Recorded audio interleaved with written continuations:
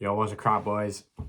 The Spurs have won the lottery, like literally won the lottery, bro. They're getting Victor Wembanyama unless like they want to be emo and different, like oh yeah, let's pick Brown Miller or something. Like no, they're gonna pick Victor. The Spurs, man, 1 year rebuild, and now that they're back to being possibly the best future in the NBA, along with OKC, like that. The Spurs OKC rivalry is gonna hit like crack, bro. It's a wild thing to say, I know, but like that's gonna be a great rivalry. Once again, a great, center / power forward prospect is coming into the league, and the Spurs get him. David Robinson, Tim Duncan, who are both Hall of Fame careers, one of the best players at their positions. Obviously, Victor Wembanyama is like the best prospect ever. But yeah, if you're a Spurs fan, you're loving life right now.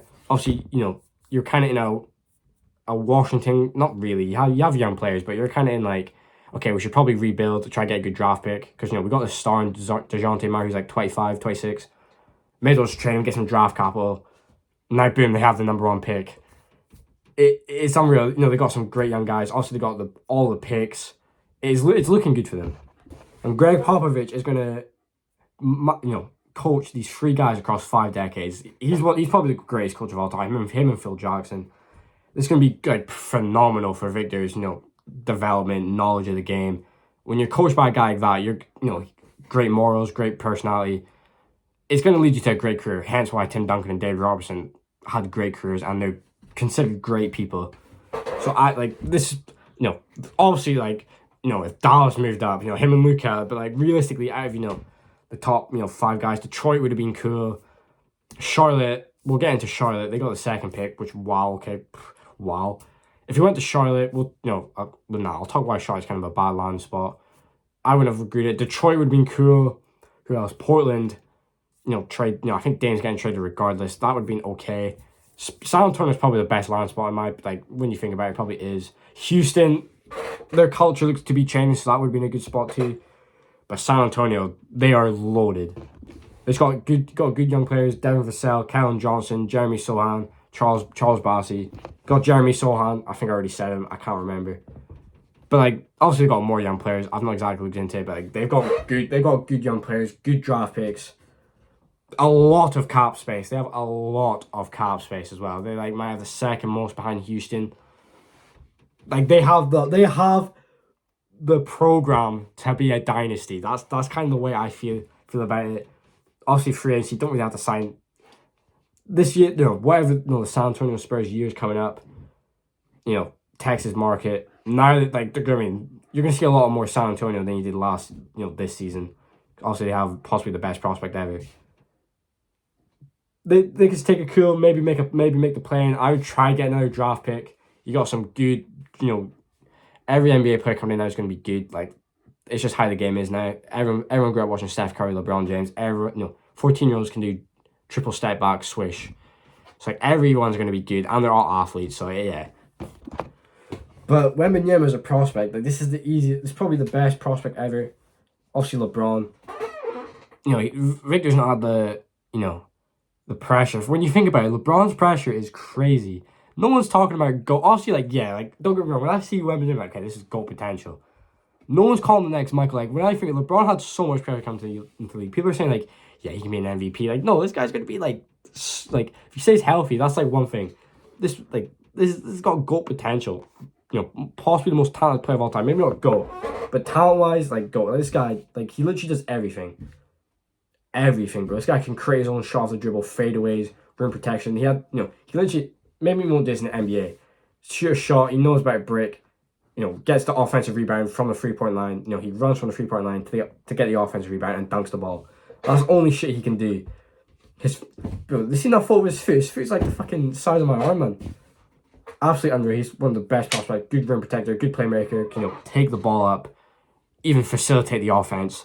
Obviously, his post-up game is going to be lethal.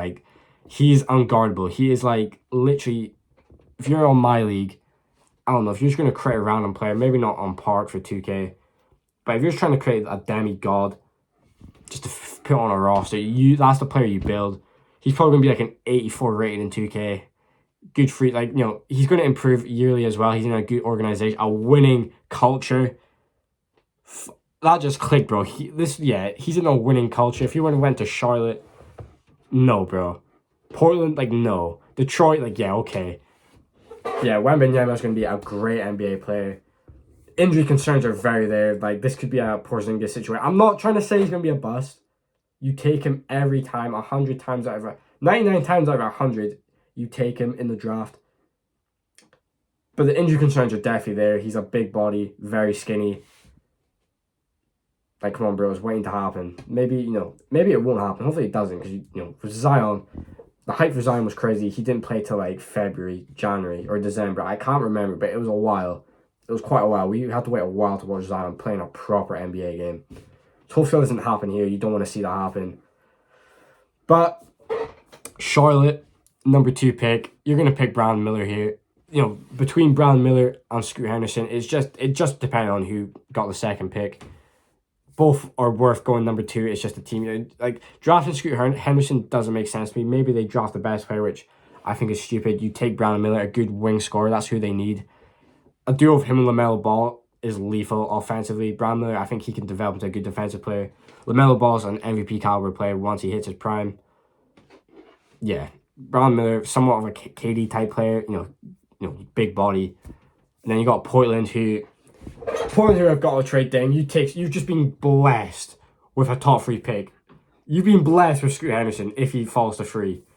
Him, Anthony Simons, Shaedon Sharpe. You trade Dame to the Sixers. Hopefully, get Tobias, but I don't want to give up Maxey. We should nah. It's Dame, bro. We'd have to give up Maxey. Give up trade Dame, get some more draft capital, or just get something. Then you're built. If they trade the pick or something, I don't know. Maybe we trade Embiid to the Blazers and we get number 3 pick. Who knows? That sounds alright.